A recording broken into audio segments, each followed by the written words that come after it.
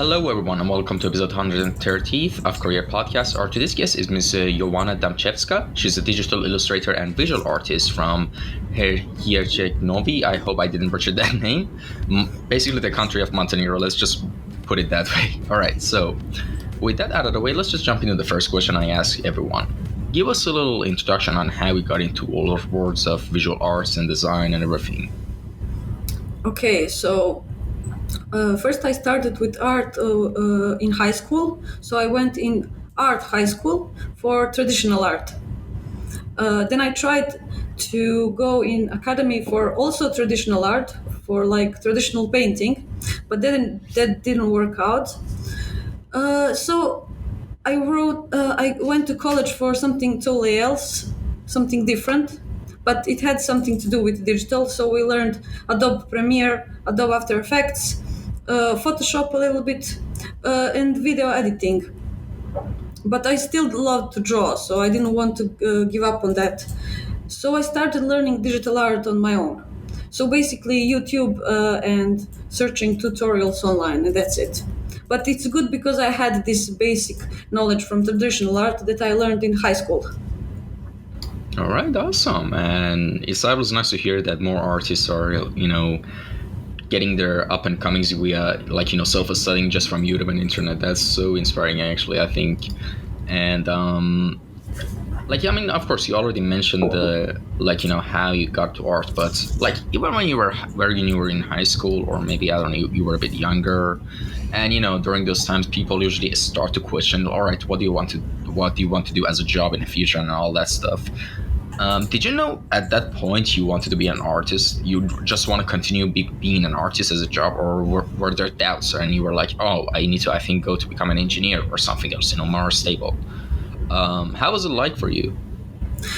Well, I always liked art.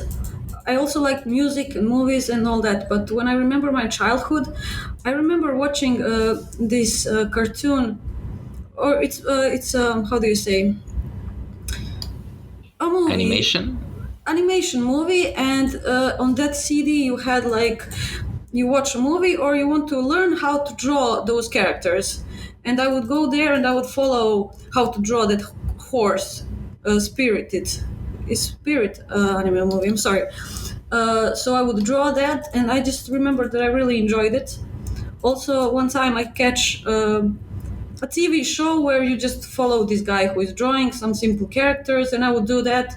Uh, that's not something that most kids were interested in, but I loved watching that. And so it wasn't my decision to be an artist, but I just remember enjoying really drawing. And I also don't like math or things like that. I always like music and movies and drawing, and I'm this type of person. So somehow I don't know, it led me that way.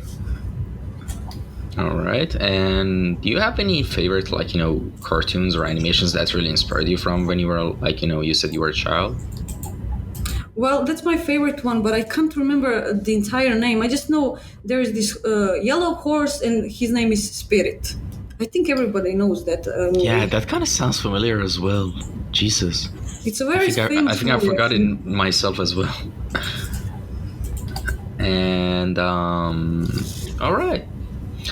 Now, speaking of what you're doing right now, what is your main branch of design that you're focusing on right now? I mean, of course, in the introduction, I mentioned that you're a digital illustrator and a visual artist, but in what area are you specializing in? Well, I'm specializing myself in game art.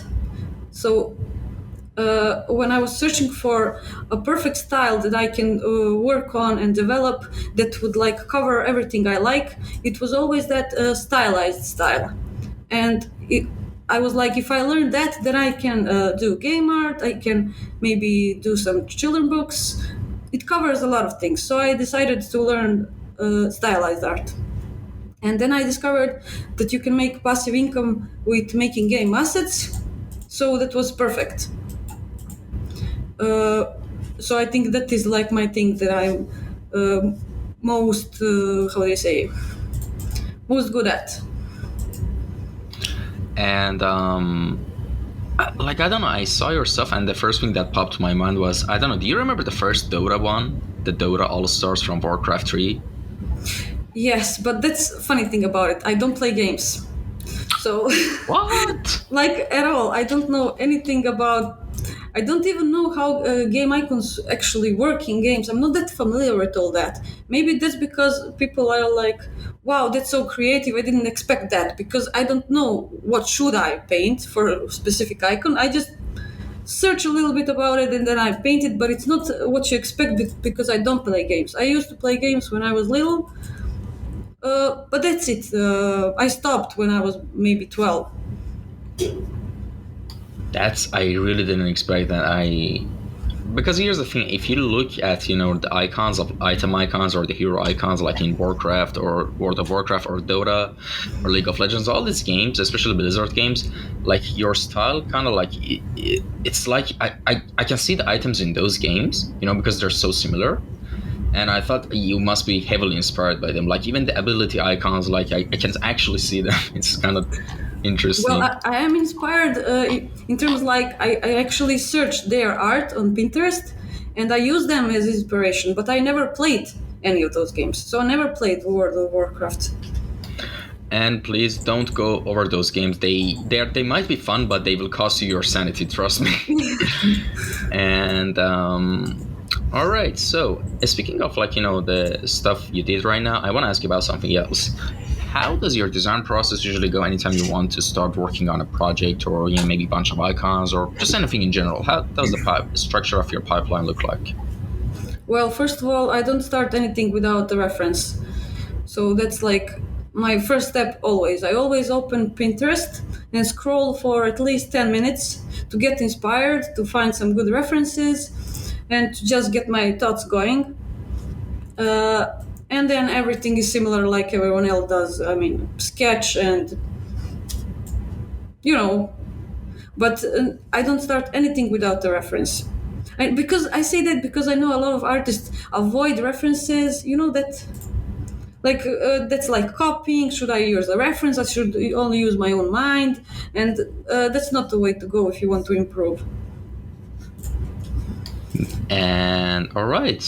Now, before we started the podcast, and even also during the podcast, you mentioned like a couple of minutes earlier that it is possible to make passive income with selling game assets. But before we jump into that, I need to ask something else first. What was the first art job paycheck you ever got? What was it for, and how did you feel at the time when you got it? Well, I first started on Upwork. Have you heard of that website? Yes, it's a freelancing website. Yeah. Yeah, I started that and I worked there for like 2 or 3 years. I remember my first job. It was something simple, like line art of something. And mostly, let's be honest, jobs over there aren't that interesting. And you're just accepting everything just to earn some money. And there were all kinds of projects. But then it just got boring over time. It's not paid that well, and you're also not growing as an artist. It's usually some simple stuff, something that's not helping you to develop. So I just decided to stop with all that and just to focus on improving as much as I can, as fast as I can. And a good thing to improve fast and is to have like a goal. So my goal was to make my first game asset that's going to look as better as it can. I mean, the best it can look. So I didn't just practice anything. It was very clear. I had a clear goal: 100 magic items, and I think that really made me improve faster because my goal was very specific. I look at reference at Pinterest. I knew how it's supposed to look. That's it. I did accept some freelance job while making my game asset because I had to earn some money, but that's still my main focus. I just wanted to move away from Upwork and websites like that. All right, awesome. And now let's jump into the juicy stuff of this podcast that we need to discuss. We've mentioned it twice by now, and it's all. I'm gonna ask you about your whole experience, selling game assets and making passive income, like from the bottom to the top of it. Like, explain to us, how it goes and what advices do you have for anyone who might have this kind of plan and ambition? Well, first of all, I'm using websites like Unity Asset Store, ArtStation Marketplace, Unreal Engine Marketplace. There is this website itch.io, Graphic River or Envato Market. Those are main five stores that I use for selling. And maybe there are better ways to go about this, but I'm basically just thinking what would be fun for me to draw at this point, at this moment. So I basically just do that. So last asset that I'm working on was 100 fantasy books. It was just like idea that popped in my head, just like that. So there's no specific reason. But after doing this for a few years, I kind of have a feeling what will sell well. So just by doing it for a longer time, you kind of get the feel of what people buy and what will sell well. But I'm also really looking for assets that I'm going to enjoy and that are going to help me improve, because it's just more fun and motivating. It keeps me going. All So right. this is the And way I see it. It can be anything. I also have assets where I painted 100 gems, or I don't know, abilities, 100 abilities. It can be anything. And by the way, in case anyone is listening to the podcast and might want have an idea for their indie game and they need some quick assets, quick, like, very fairly priced assets, you can check the ArtStation link down in the caption below. I'll put them in the caption as well. And you can check them out. Yeah, there's for potions, there's for rune icons, there's for stones and gems, as she said herself, and ability icons. Like, there's so much, especially for fantasy genre, there's a lot of, like, cool stuff you can check out.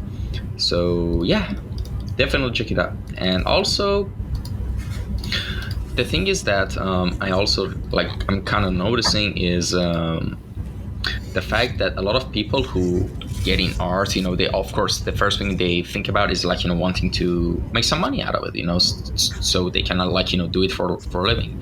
But during this time, when they try to find their way of, like, what niche they want to, like, work on, not necessarily genre, like medium itself as well.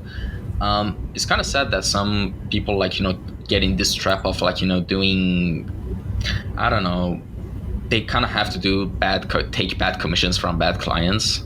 And in your opinion, like, in your experience, have you had any bad experiences, like, weird experiences with clients or commissioners, and what advice do you have for people to deal with them? Like, how to spot them, like, how to, basically the whole thing. Honestly, this entire time I've been doing freelance, it's like 5 years maybe. I always relied on my feeling in my stomach, and that's saved me most of the time. So when I get the first message, I instantly have like a nice feeling, or even if it's just a little bit like weird and uncomfortable, I immediately expect something bad, and it usually ends up being either they want, I don't know, I need to work for 2 days just to get $5, or they're trying to just get as much work as done for, I don't know, they're just bad clients. It's always that feeling. I mean, it's not a good advice, but I'm not sure. No, that's actually My perfect advice is that advice. you should just trust that feeling. Yeah, that's what I'm saying. Like, just go with your gut feeling. Don't doubt yourself. Don't try to, like, say, oh, don't be so sensitive. Like, don't think so. Don't be paranoid. No, maybe there's something inside of you that actually tells, like, it's kind of like unexplainable. But yeah, go with that gut feeling. I mean, yeah, I can 100%, like, agree with what you said, because it also applies to a lot of my experiences as well, both good and bad as well. And all right, let's go into another subject. Who are your favorite artists and designers that have inspired you the most, and you're still following them? Can you name a few? Just a second, I really have to think about. Uh, it's weird because I get inspired by a lot of stuff, so I don't pick one artist and just follow him. But whatever I see, I save. I'm always saving any painting I like for inspiration. honestly, I cannot think like on top of my head like one person Yeah, I know. to It's fine. mention. And I mean, here's the thing: like the philosophy behind this question is like, I mean, I think you even asked before coming on the podcast, is there anything I need to prepare for? I'm not sure. Like most people usually ask, and I don't remember if you asked, but I think you did. And I think I said no. I think it's better to not know and come on the podcast, because here's the thing: when I ask you this question, like if any answer you gave me, they're like actually the real answers, because that's the ones that come top of your head. I mean, yes, sure. I mean, there's not one, two, or even 8 or 10 people who get inspired. We get inspired by a lot of artists and people, maybe more than like even 300 people. But yeah, I mean, it gets hard to trying to remember them, but because there's so much diverse genres. But yeah, I mean, it's fine. We can skip this question if you don't remember anyone. But if you do during this podcast, do let me know, all right? Okay, okay. It's fine. And the next thing is, what are you working on right now that you can tell us about? I mean, of course, if there's something that there's an NDA involved, we can skip right past this question. But if that's not the case, what are you doing right now? Well, right now I'm finishing this 100 fantasy books game asset. There is 20 left to paint. Also, I have a few commissions on the side.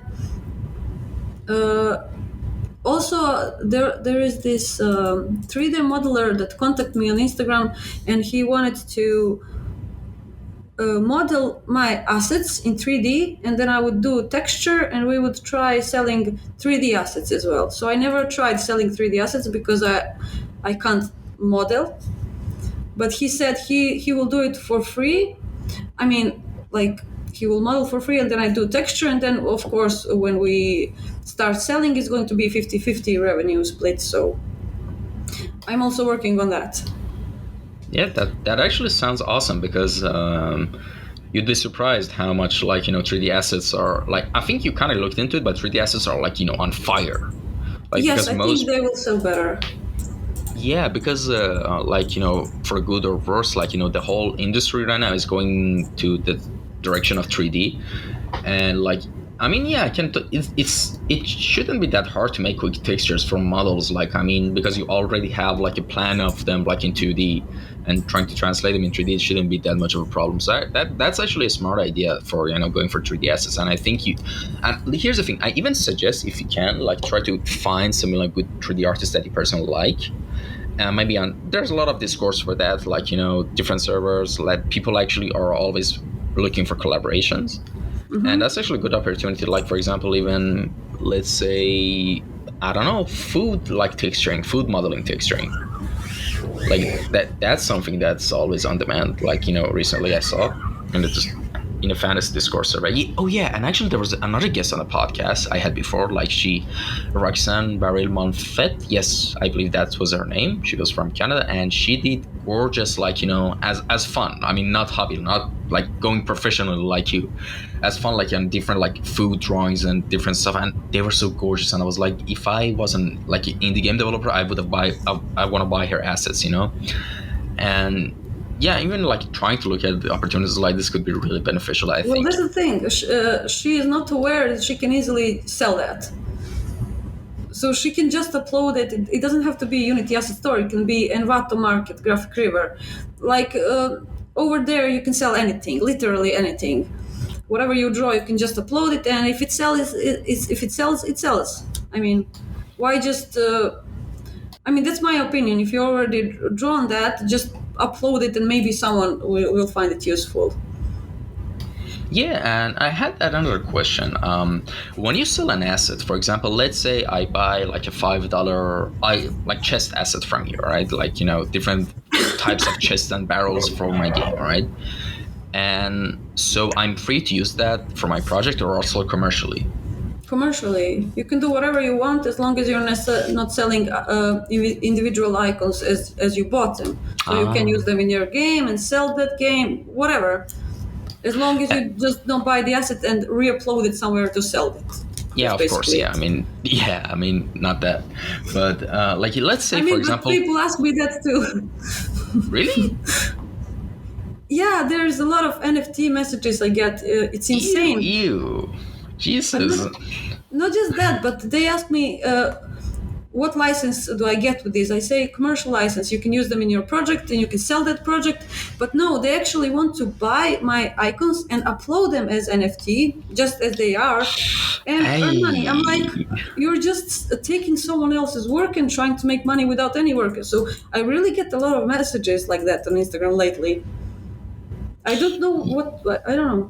yeah, just block them. Honestly, like, ugh, that's just disgusting. Jesus.